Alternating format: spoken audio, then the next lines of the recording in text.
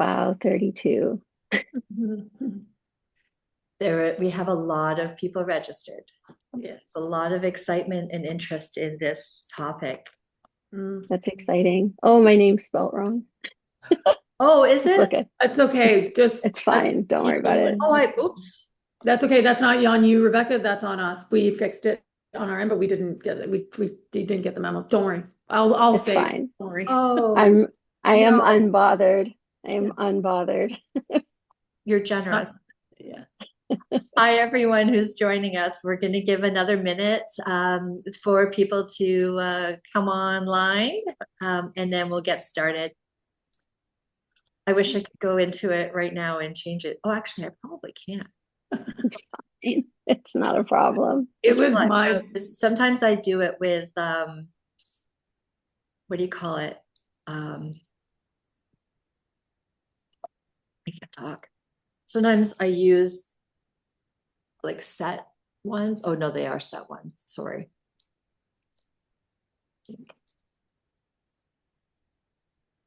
This? Is that right, Julia? I can't see it. we can't. READ. Yeah. Yeah. Get that done. Perfect.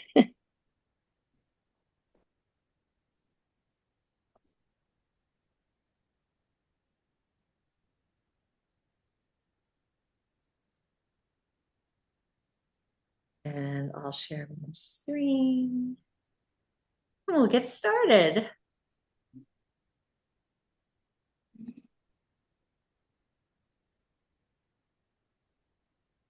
All right, everyone.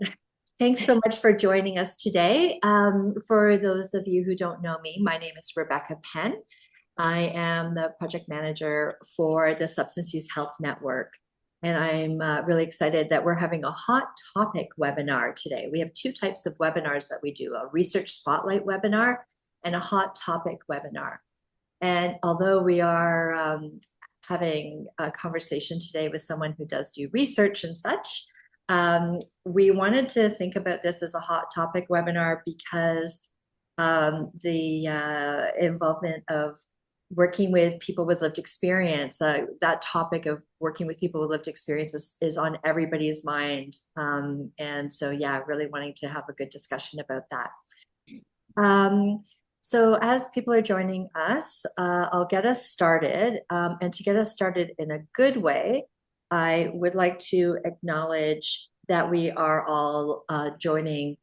We're all joining from across all of Turtle Island today. We have people registered from both within what's colonially known as Canada, as well as the United States, and from coast to coast. So really grateful to have such a wide group of people here today. And I do have a land acknowledgement, or actually more of an acknowledgement of the role of colonialism in our day-to-day lives. And so I'd like to read that to you.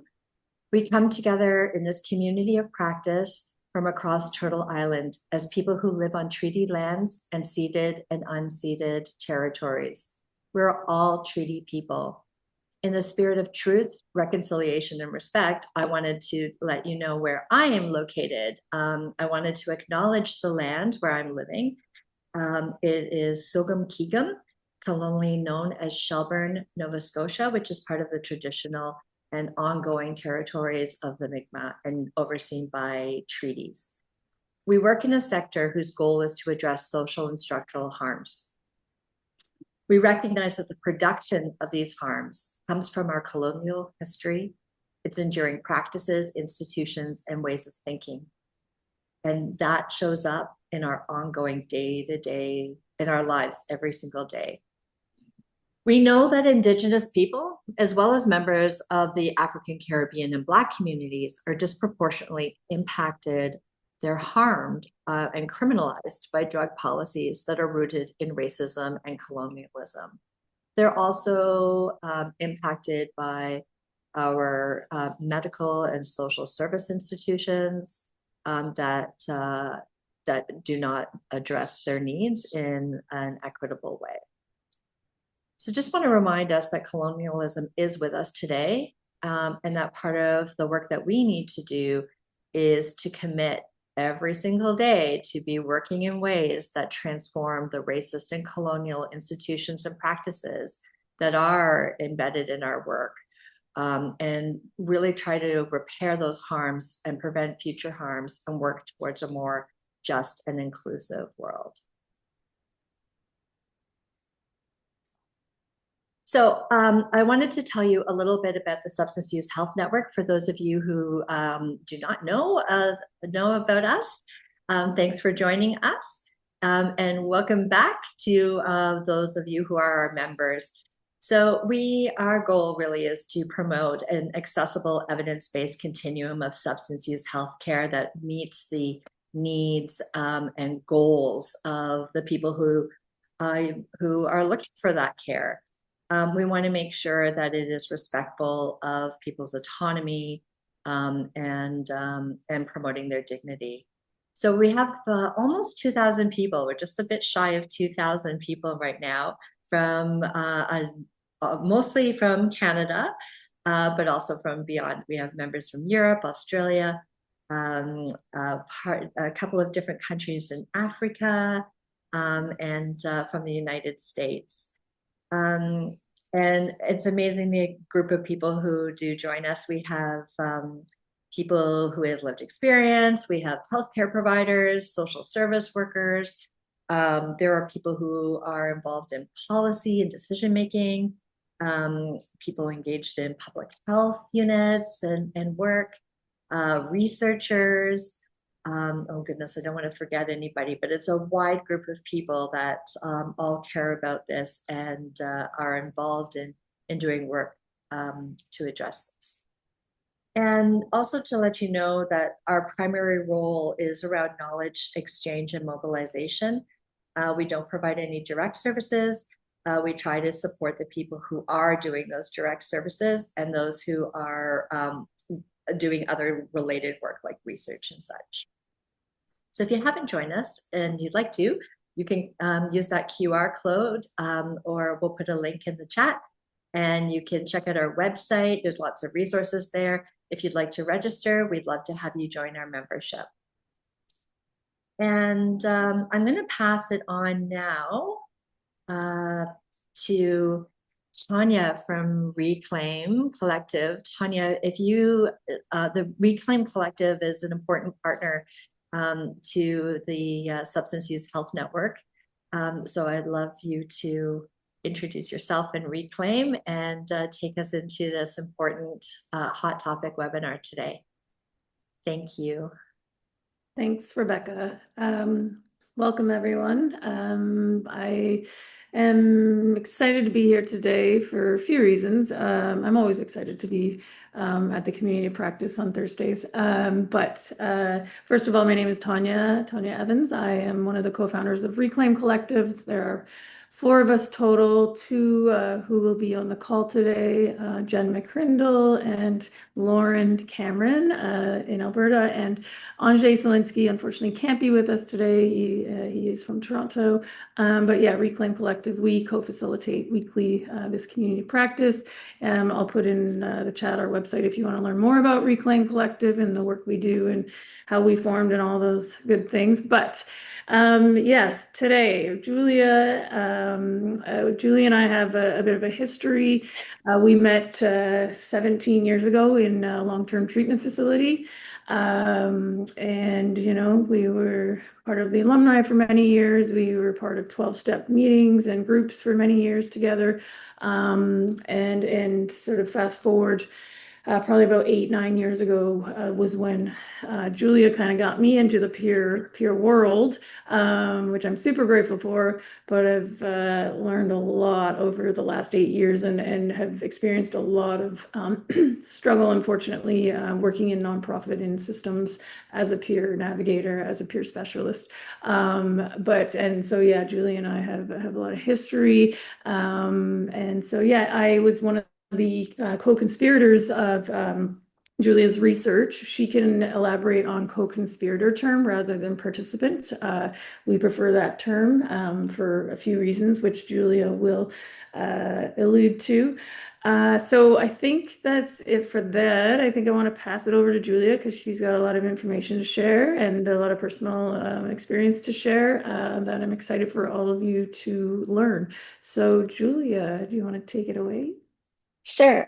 Just let me share my screen and put my slides up.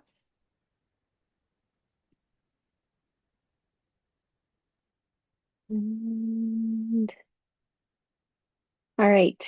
Can everyone see my slides?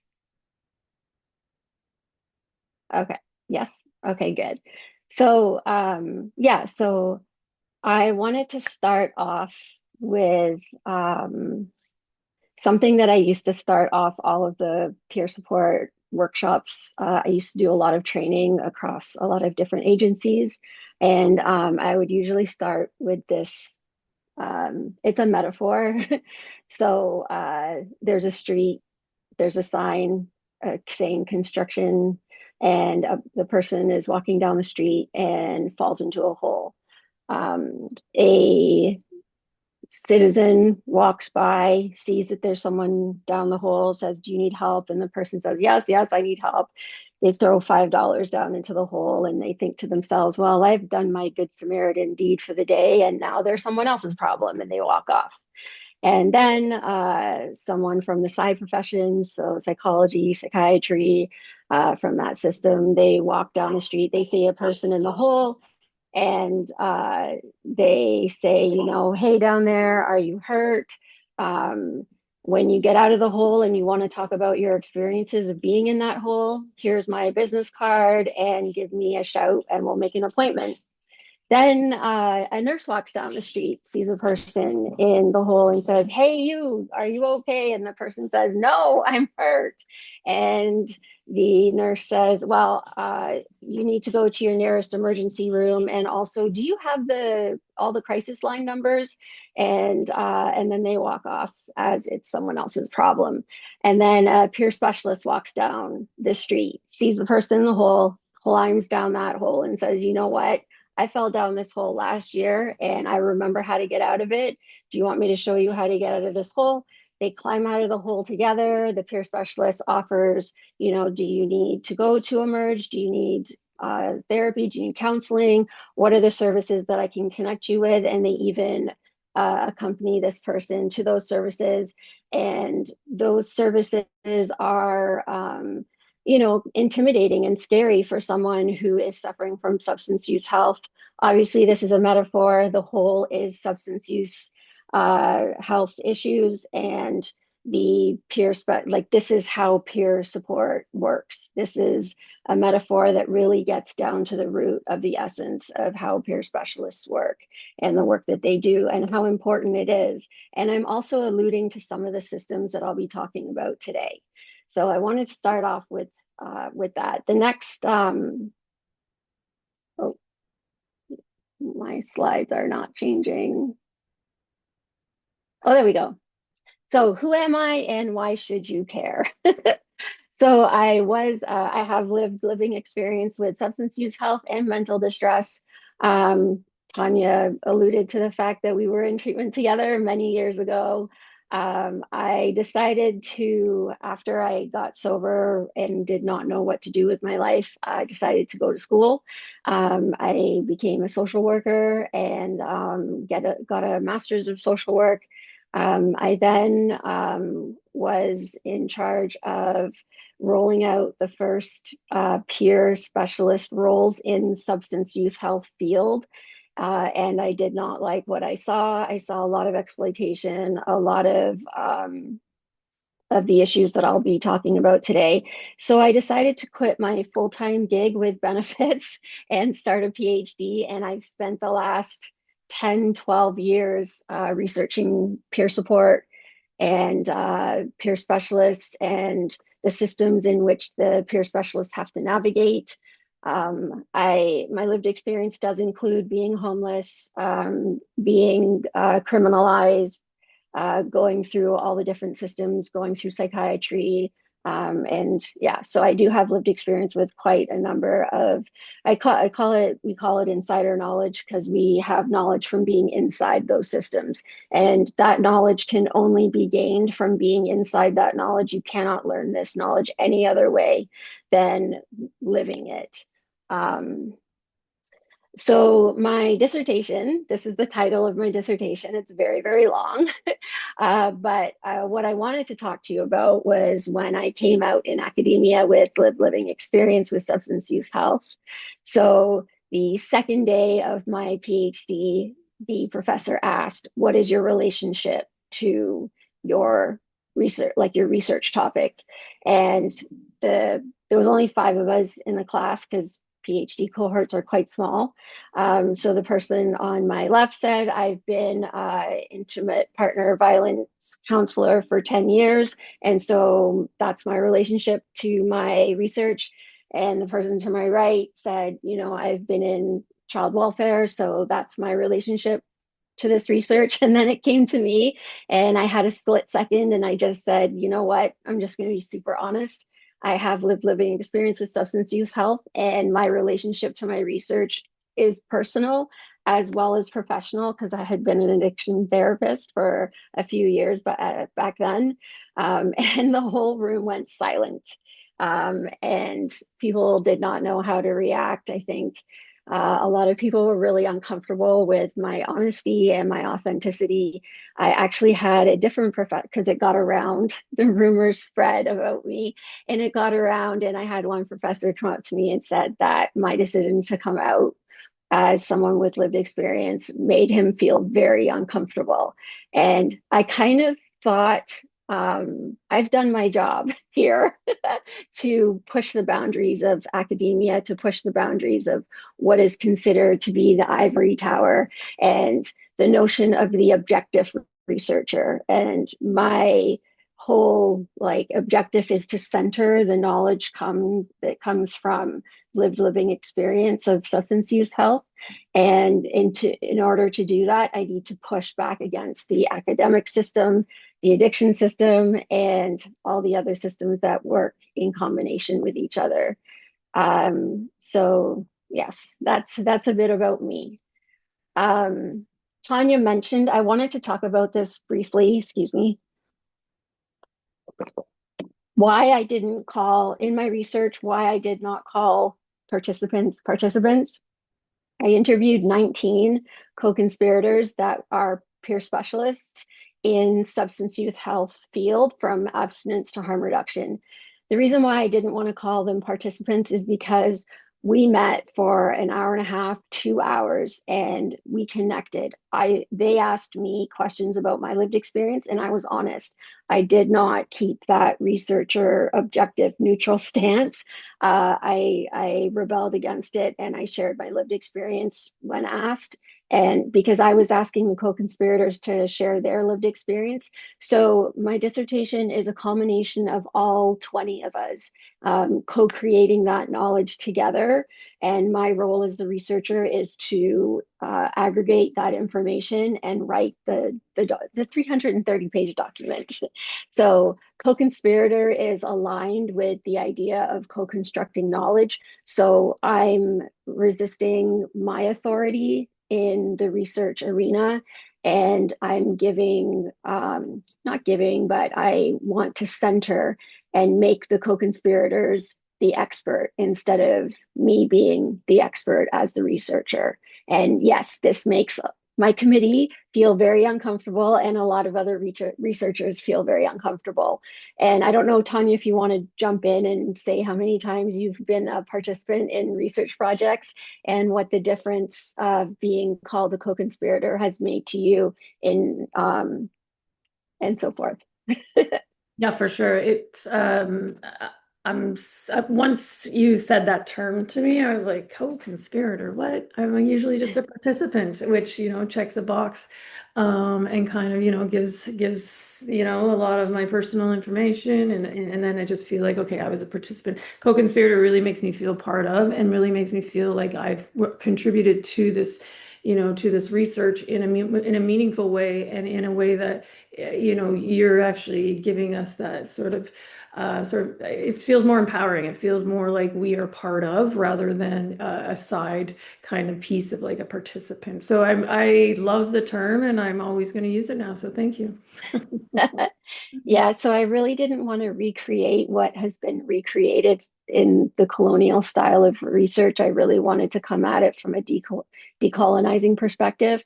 And so centering the knowledge that comes from inside the system and centering the knowledge as expert is one way to decolonize research. So, right, what peering into the system, what does that title mean? So, the addiction, obviously, I'm not going to get to all of these points, but I do want to talk about the dominant master narratives of the addiction system. So, the addiction system is underpinned by the medical model, which is all about symptom reduction. What are your symptoms? How do we reduce them? Um, the harmful narratives, I can't even bring myself to say the word relapse. Reducing the broken brains and the broken relapsing brains. That's why I've crossed out the word relapsing. I just think it is a harmful narrative that we are always going to be drug addicts, and that we can never escape it, and we can never be anything more than just a broken brain. But as we all know, we are so much more than that, which is why I started the slide with all of my different parts of my identities. We're daughters, we're sons, we're family members, we're into our careers. There's just so much more that we can do and be than just a broken, relapsing brain.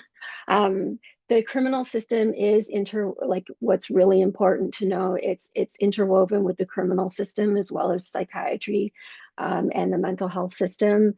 And the addiction system takes the dominant and the authority on defining who can be healthy and who can't, just in the same way that the criminal system, and I'm not saying criminal justice system, I'm just saying criminal system, because the criminal system decides who gets to go to rehab and who gets to go to jail.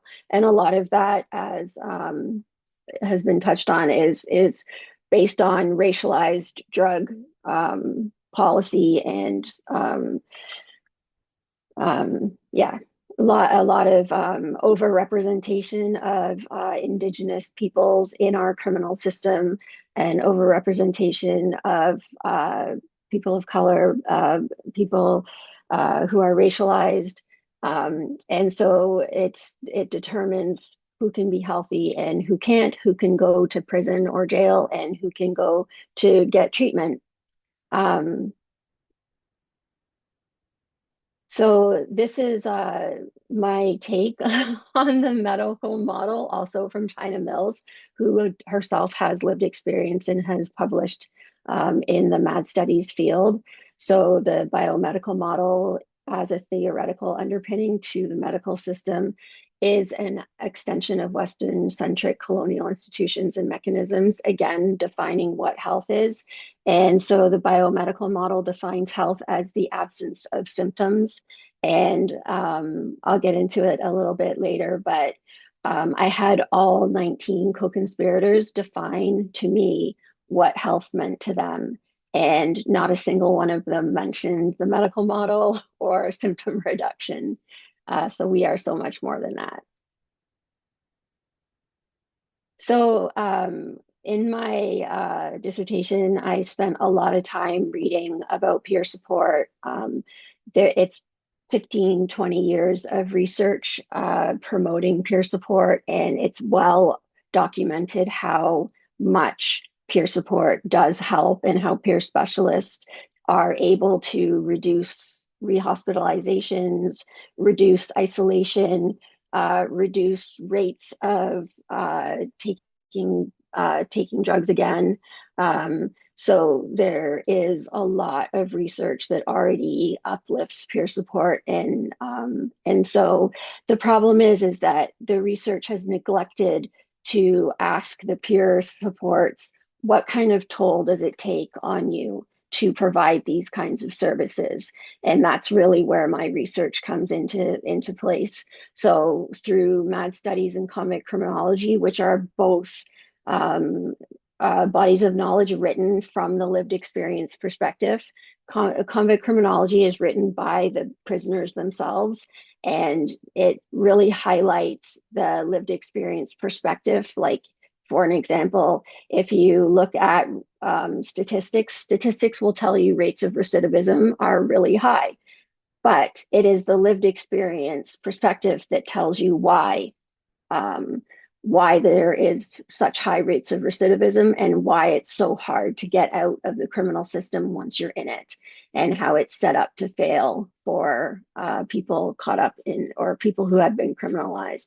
So from those bodies of knowledge, I got three main experiences for peer specialists that they are facing in current times: exploitation, isolation, and co-optation. And I really wanted to ask how those experiences impacted them on a holistic level. And when I say holistic level, I'm using an Indigenous perspective of the mental, emotional, spiritual, and physical impacts on their health. And also part of the dominant addiction system does a really good job of diagnosing with a relapsing brain disorder and stripping away the context, people's cultural knowledge, racialized knowledge, all of the knowledge that makes you who you are in your context, that's stripped from you. So I wanted to be able to do a research project where I can center you back into your context as a whole person. So I'm not going to talk about all of the experiences of exploitation, but I did want to talk specifically to the fact that when peer specialists are hired, they're expected to know how to do the job because they have living experience. And so they're thrown into the job without training or minimal training, and without any support. And I would like Tanya to kind of speak on her experience about that. Sure, thanks, Julia.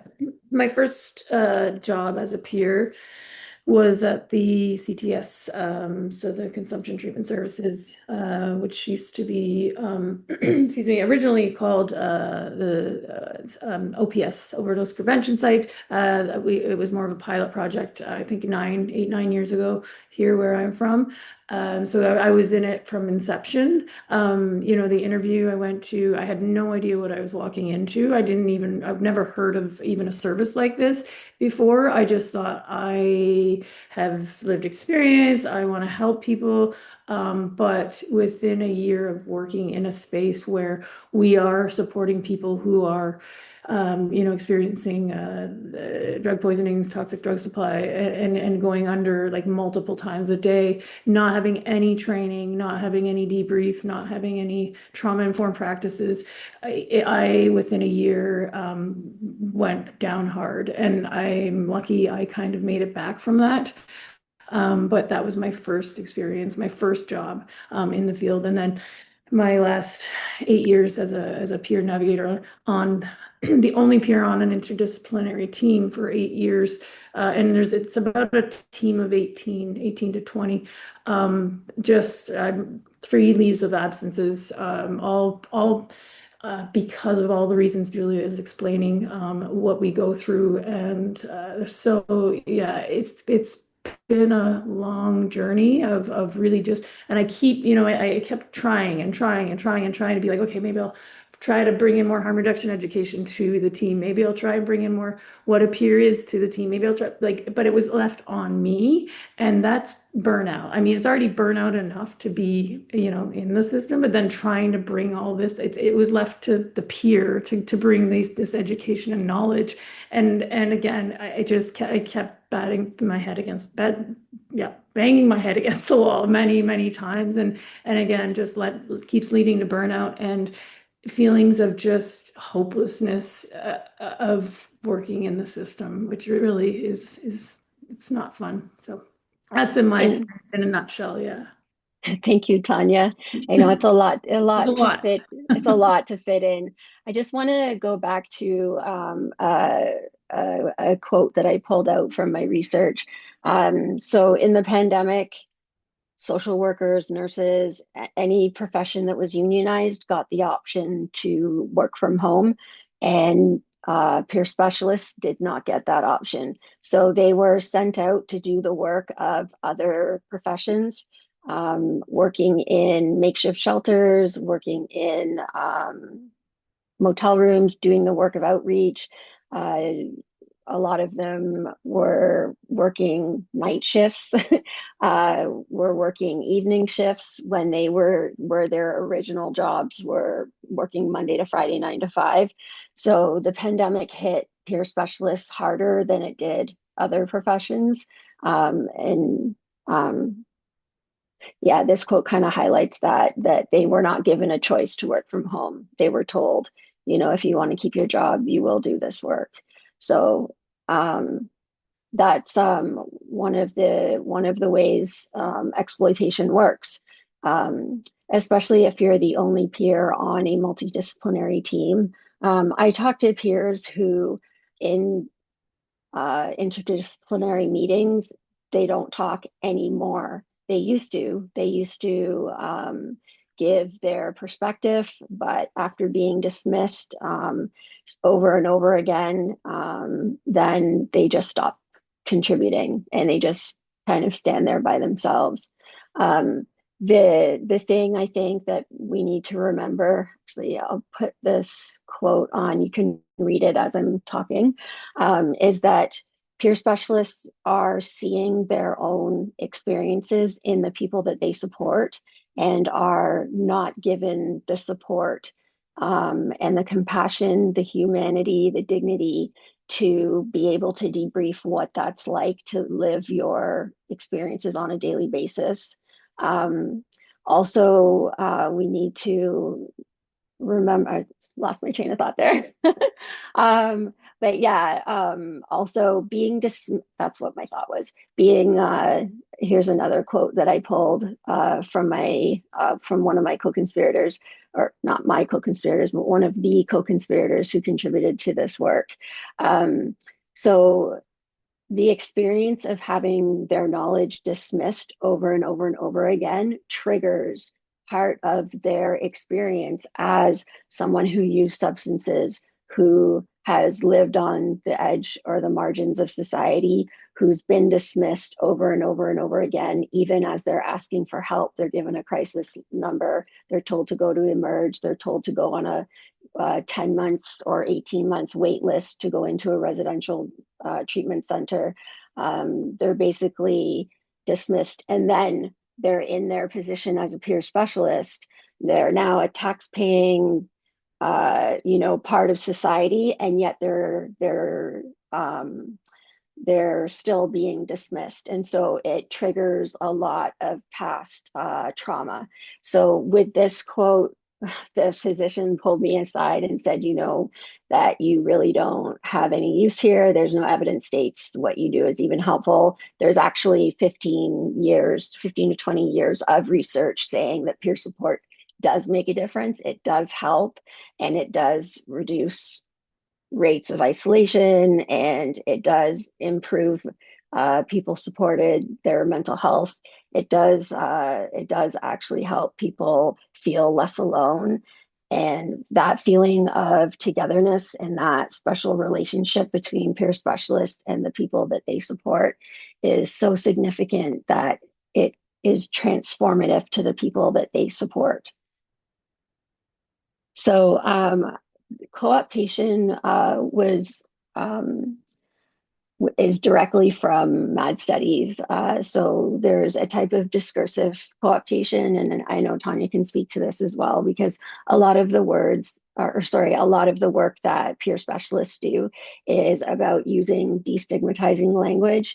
And so having, say, the word recovery, which has been co-opted now to mean, instead of like a healing journey, it now means to get off of social assistance and back into the workforce, paying taxes and to be a compliant, hardworking citizen that is more acceptable. So, like from a harm reduction framework, it you can still experience healing even in a harm reduction framework, but the idea of recovery has been twisted by the addiction system and by other systems to mean something that it was never meant to originally mean.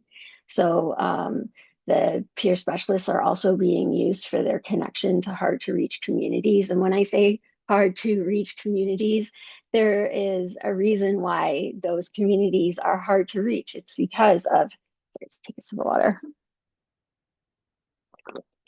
because of the way that they've been treated at hospitals, because of the way they've been treated and dismissed by primary care, by even by outreach nurses, by the side professions. There's that massive trust issue. Why am I going to go back to a system that has labeled me a drug seeker, labeled me a drug addict, told me that I'm never going to recover, that I'm always going to be in I can't be cured, but I can go into remission. So all of those dominant narratives that are harmful.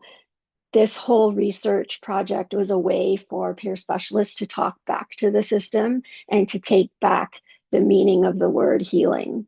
Did I have another comment? Yeah, so this is one of the co-conspirators talking about where they started and what they felt would have been helpful for them. So they talk about not wanting to connect with someone who's learned everything about substance use health from a textbook.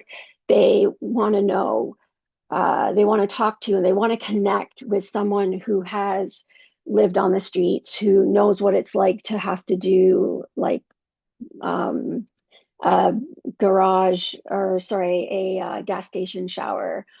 They want to know that they are able to relate to someone that really isn't going to judge them because they've been there themselves. And so they were expressing how peer specialists would have helped them a lot more in their days of taking drugs. So this is where I gave the peer specialists an opportunity to tell me what they considered health and healing journey, what it meant to them. Not one of them talked about the medical model, symptom reduction. They all talked about, you know, they none of them talked about like using drugs. They all talked about living a good life and what that meant to them. So one quote was, it was never about harm reduction or abstinence, because there is a lot of time spent debating over what approach should be taken. And I'm telling you, it's a wasted argument and it takes up too much valuable time. Um, there is no one right way to recover or to stop using substances. And if we could all unite and get past this divide and become a community about living a good life and healing as a community. And a lot of the co-conspirators talked about their own definition of spirituality and how it's helped them feel less alone in the world, and how it's helped them feel like, you know, being a peer specialist has given them purpose, which has given them a goal, which has given them a reason to feel like they can be a part of society and become a professional helper in whatever way that meant. So they all talked about the importance of relationality and building those connections. They all talked about being restorative and being intentional, and being that intentionality about becoming a peer specialist so that they can make a difference. So my recommendations for the future of peer support There needs to be a system response to a systemic problem. Um, None of the peer specialists talked to me about issues that they're having with the people they supported. They all talked about systemic problems, systemic experiences of exploitation, systemic experiences of isolation, systemic experiences of being tokenized and sitting on a committee. And so there needs to be a systemic response. Um, we need to figure out how we can build infrastructure to support each peer specialist. There are factions of advocates who are doing this important work. We need to bring those advocates together. I find the abstinence versus harm reduction argument or debate to be extremely divisive, and my wish is we could put that aside by eradicating the stigma that comes along with harm reduction approaches. And in order to do that, we really need to decriminalize all substances across the board. And countries have done that. In Portugal, one of them, British or Vancouver is another place that is doing this important work. So if we could decriminalize all substances, we can get over this debate that is divisive, and we can all come together and build this community. Another important factor is fair compensation. I talked to a handful of harm reduction peer specialists who had not been paid for 4 months. And every day they would go out, meet the outreach van, get their harm reduction kits, and go into trap houses and all of these spaces where people are actively using drugs, and they're handing out these harm reduction kits, and they're educating, they're talking about how to use safely, how to stay alive in this time of the drug poisoning, the supply being poisoned. And they're doing this work for free. They have not been paid for 4 months. That just needs to, there needs to be a spotlight shined on that, that there are peer specialists who are going to work and doing their work and haven't been paid. Um, the other part I wanted to highlight is the acknowledgement on the heavy, heavy emotional labor and the heavy emotional lifting that all peer specialists are doing, even from abstinence to harm reduction across the entire spectrum. Their work is heavy, and the reason why the labor is so emotionally heavy is because peer specialists are reliving their stories on a daily basis. One practice that I really think needs to be abolished is asking, or the expectation that peer specialists share their trauma stories in the pretense of teaching stigma. There's a million other pedagogies and ways to teach stigma. Sharing someone's, and again, Tanya, if I could just get you to jump in, because both Tanya and I were paraded around as the poster girls from this rehab center to talk about how amazing this rehab center was and how it saved our lives, and now we're sober and now we can, but that's not the story that they wanted to hear. They wanted to hear the trauma part, like why did we take up drugs in the first place? And that part is our story. It's a personal story, and it's traumatic for us, and it's something that we are all still working through our trauma, and it doesn't belong on the public stage. It belongs between us and our circle of people that are supporting us. I don't know if you can just add maybe a little bit to that, Tanya. Sure, yeah. I didn't really understand the first few years after, again, I don't like the term sober, but after stopping using drugs for a period of time, they would, again, we were kind of the poster children, if you will, and they would use us to be like, oh, come speak at this engagement, come speak at this engagement.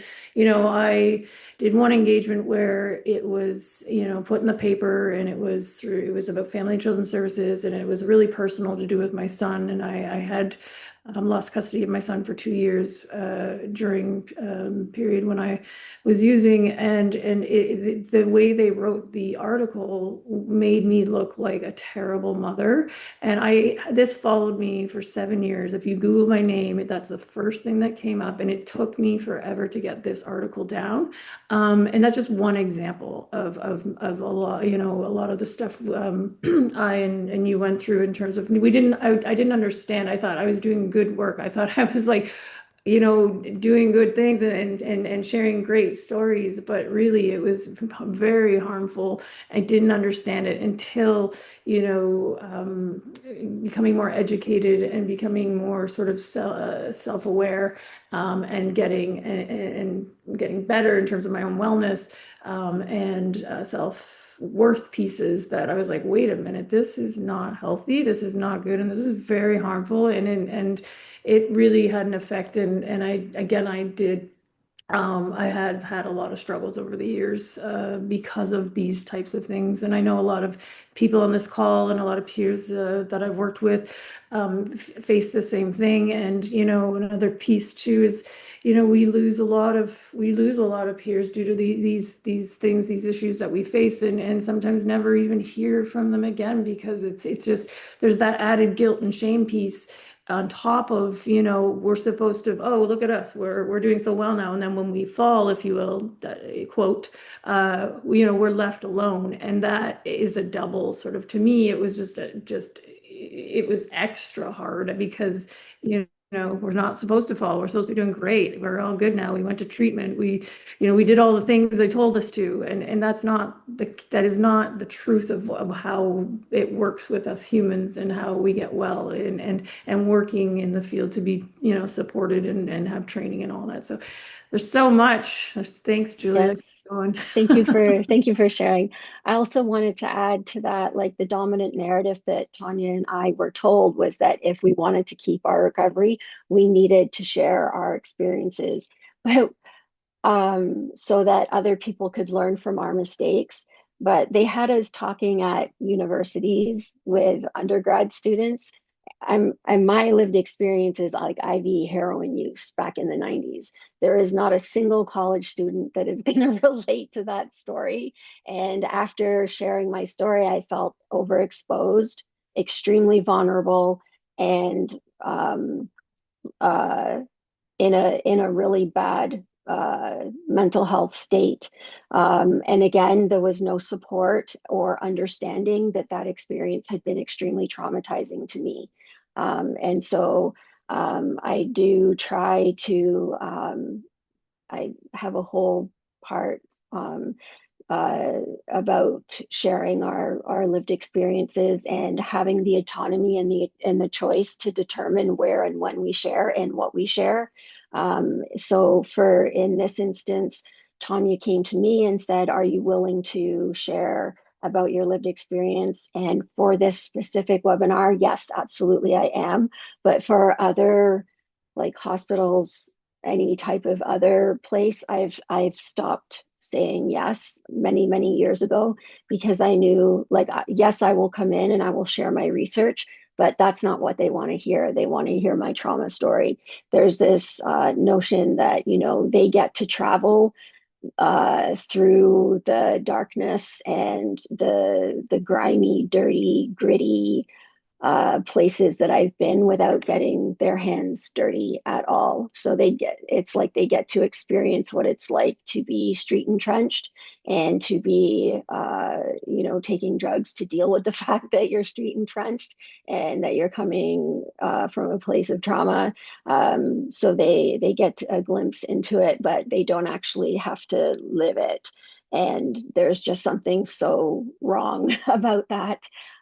So I'm all about sharing coping skills, what it's like to be a peer specialist, research, how the peer support profession operates, the work on destigmatizing language, all of that. Yes, share that. But in terms of trauma stories, that practice needs to be abolished. And of course, I would like to, you know, increase the representation. So if you think about a multidisciplinary team, there's, like, 4 or 5 nurses, 4 or 5 occupational therapists, a couple of social workers, a couple doctors, an outreach nurse, like, why is there only one peer specialist when there's multiples of all the other disciplines? So it sets up the peer specialist on that multidisciplinary team to be isolated. To I even heard experiences of being diagnosed by their coworkers, like with BPD and with like other really stigmatizing labels. I think there's this need for non-peer coworkers to diagnose their peer coworker and try and figure out like what's wrong with them instead of what they can contribute and the positive aspect of peer support. Um, and of course, there needs to be further research to support the growth of the peer support profession, because at the end of the day, the peer support profession is making a difference. We just need to be fairly compensated and supported, and again, a systemic response to all of these systemic problems. How am I doing for time? You're doing great. It's 12:52, so you have your Ask Me Anything slide right now. That's great. Yes, Good job, Julia. thank you. In terms of timing. So yes, now is a time for any questions, discussion. I know we don't have a lot of time left, but we would love to hear from anybody who would like to either share something or ask any questions. Rebecca, are you still there? I checked the Q&A box. But I didn't see any. Is Rebecca still there? I'm here. Yeah, Very there you go. I don't see any questions in the Q&A box. So if people do have anything they want to share, it doesn't have to be a question. It can be a reaction. It could be anything. Just a reminder, we are recording this. So please be thoughtful if you are wanting to talk about any personal experiences, that we are recording this and it will be going on our channel, on our website. So yeah, just be thoughtful about how you share. Julie, do you want to stop sharing your screen? Oh, yes. You can also stop recording if people do want to get into more of a conversation. Again, we don't have a lot of time, but there's been a lot of chat in the chat box, which has been great. There have been so many great comments and discussion within the chat. Way too many for me to go through at this point to organize it, but thank you everyone who has contributed to the chat. But yeah, feel free if anyone has anything they want to add, share. I super appreciate all of this research and blood, sweat, and tears that have gone into this for you, Julia, over the last 20 years, both personal and professional. So yeah, again, chats.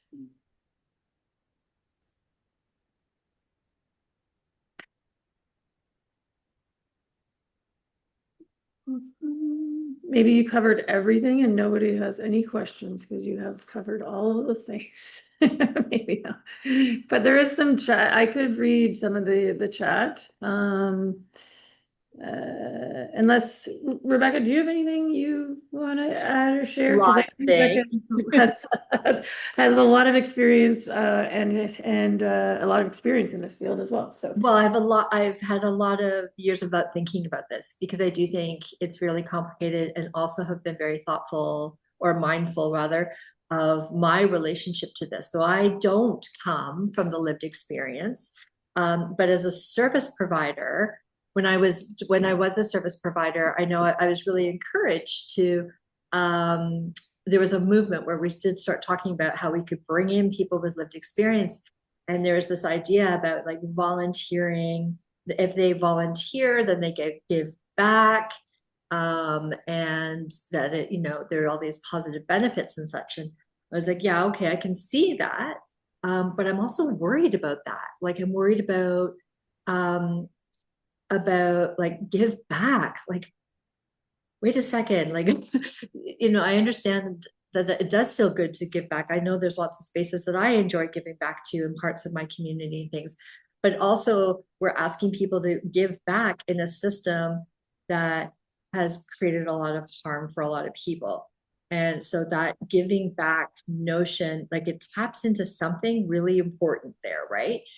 this idea about like I'm contributing, I'm sharing, I'm putting it forward, or what's that expression, giving forward or whatever.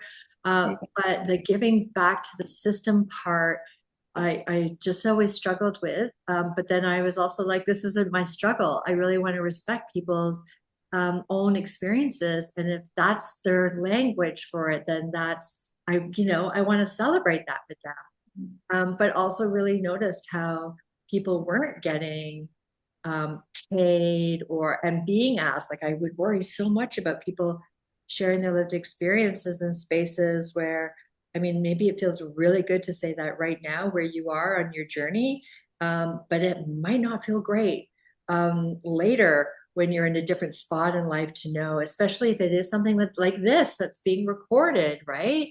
Like you know that what you're comfortable sharing today and what you talk about today might feed a need today, but maybe not another time. Anyway, I could go on and on for hours about this. And I see other people are saying some things. So let's get to other people. And there are some questions. Yeah, did you see now, them? Did you see them? Jordan is wondering if Julie, Tanya, co-conspirators, do you have recommendations for how to address power imbalances among interdisciplinary teams with peer roles? I could maybe jump in. Again, I've been on an interdisciplinary team for 8 years as the only peer, and good question. Haven't figured it out yet. What I have tried to do is bring in, education onto the team about what is a peer, the role of peers, bring in education around, harm reduction and what is harm reduction, and really kind of in very simple ways. So because maybe I shouldn't say that, not in simple ways, but just in ways that, because I was so surprised that like, even after years, if I asked one of my teammates, an OT or even the psychiatrist, what is a peer? They wouldn't have a great answer. It'd be, you have lived experience, right? And that's it. So I tried to just bring some more, education onto the team, and build. I also was building, personal relationships with some of my coworkers on the team, and some of it worked out well, and some of it didn't. Some of them didn't. So great question. I haven't figured it out totally yet. Again, still on another leave, so because I'm trying to figure these things out.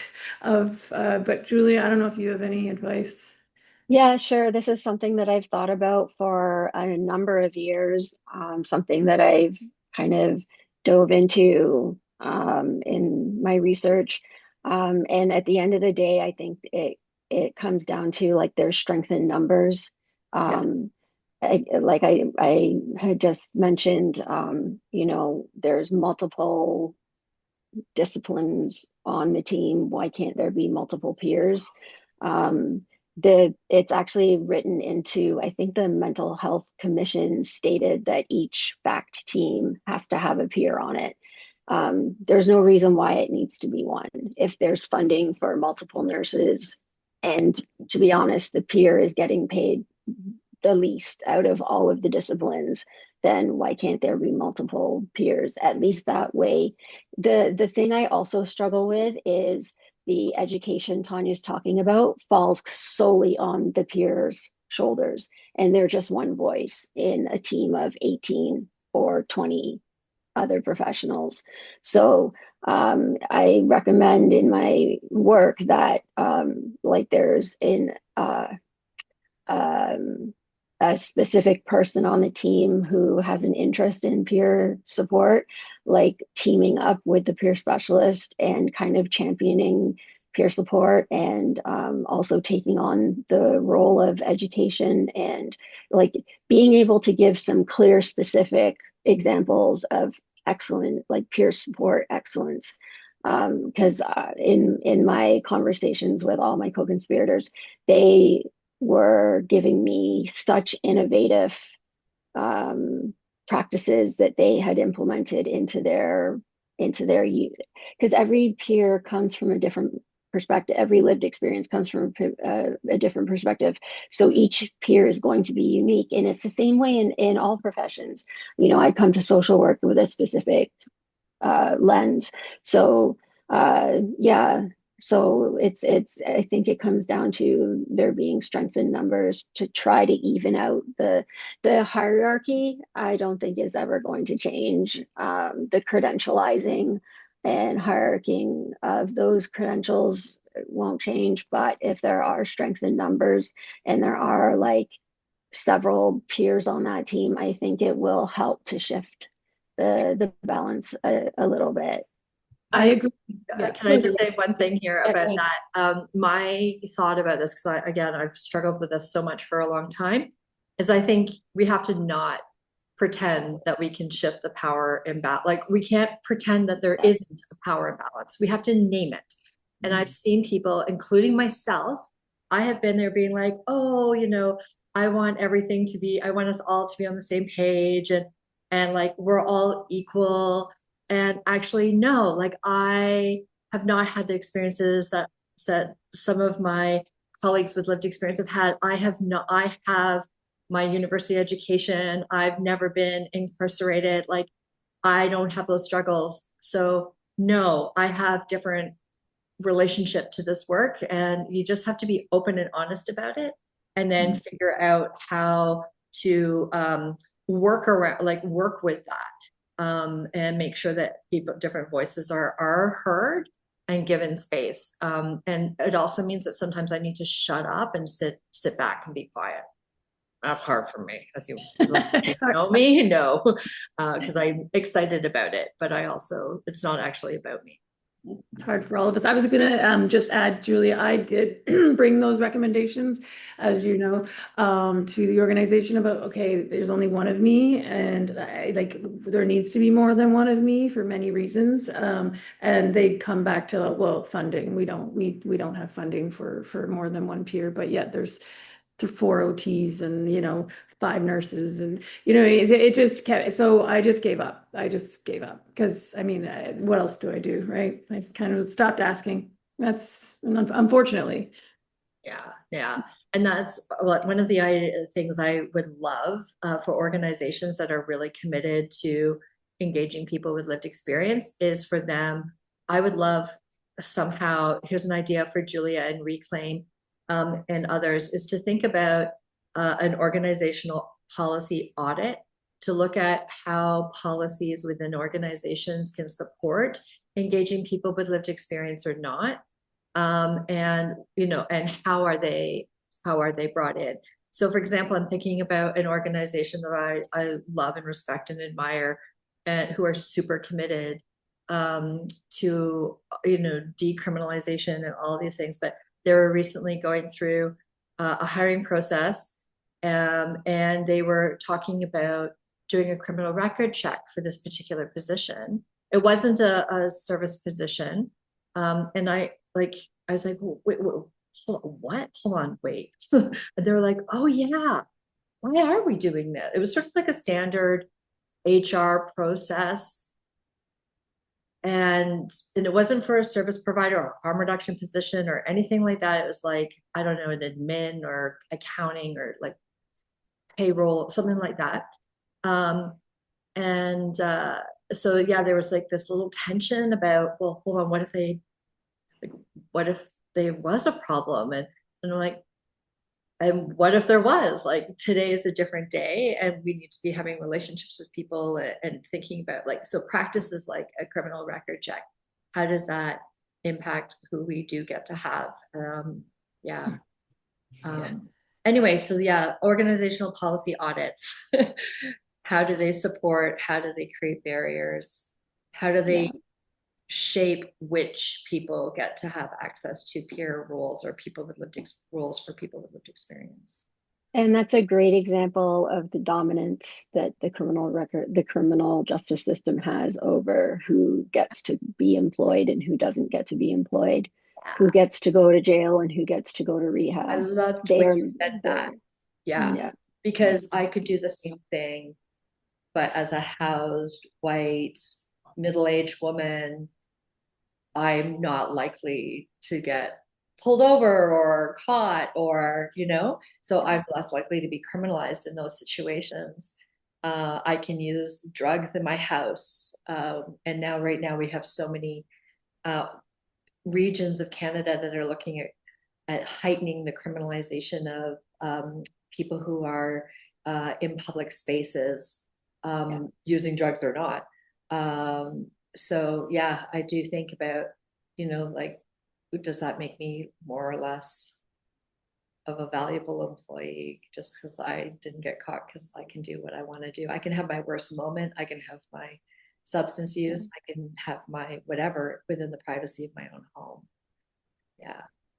Yeah, it does kind of make me think about the term sober normativity and just the privilege that's involved in terms of like being able to drink in the comfort of your home and experience all of that privilege, whereas people who do have substance use health issues and are street entrenched or like they don't have any of those privileges. We are over time. And I think that there's a few questions we haven't even answered, but I think this speaks to one that Julia, you and I need to have a conversation so we can ramble all night about it. But also, Yes. we need to bring you back for the community's sake, and maybe look at seeing if we can have a more interactive meeting style as opposed to a webinar style. If people would be game for that, because there's I think Certainly. conversations, and it would be great to bring other people into the conversation. Yes. It's difficult to talk about 10 years of research in this much time. So, yeah, Or it's a lot more nuanced than the way that I can present it, you know. So, I just want to give a shout out to someone who wrote something in the chat here. Dave was saying about not really having the lived experience, not really having the academic experience, whatever, but having the empathy and care. And I do want to say, like, I'm so grateful for those people who do connect with the issues, and then and are like activated to like want to come talk about this stuff and support this work and be allies. And I think, while one of the things that somebody asked here, one of the questions is, how can non-peer workers be better advocates to people with lived experience? And I think that's one of the things is when we're talking about how to provide workplace training to people with lived experience, we also need to provide workplace training to people who are not there with lived experience, but how to be a really good ally and how to share and participate in this work. So yeah, genuine ally. That's right, Gina. Thank you. yeah, thank you for that question because that's the question that I want people to ask. Yeah, yeah. So let's have another session that is about that. How can non-peer workers be better advocates to people with lived experience? And how can we, like I'm seeing a series of meetings here, folks.